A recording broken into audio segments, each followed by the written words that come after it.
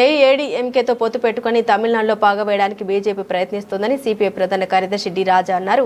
ఇది రాష్ట్రానికి మంచిదో కాదో ప్రజలు ఆలోచించుకోవాలని ఆయన సూచించారు. பாரதிய ஜனதா கட்சி தமிழ்நாட்டில் எப்படியாவது கால் ஊன்றி விட வேண்டும் என்று போராடி கொண்டிருக்கிறது. தான் கால் ஊன்றுவதற்காக அது சில கட்சிகளை தன் பக்கம் அணி சேர்த்திருக்கிறது. அதில் அதிமுக ஒரு கட்சியாக இருக்கிறது. வேறு சில கட்சிகளும் சேர்ந்திருக்கிறார்கள்.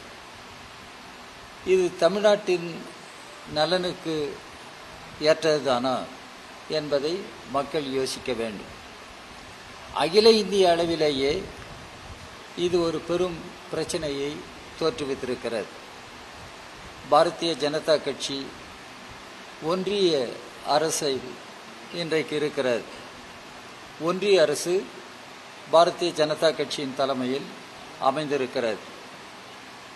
திரு நரேந்திர மோடி பிரதமராக இருக்கிறார்.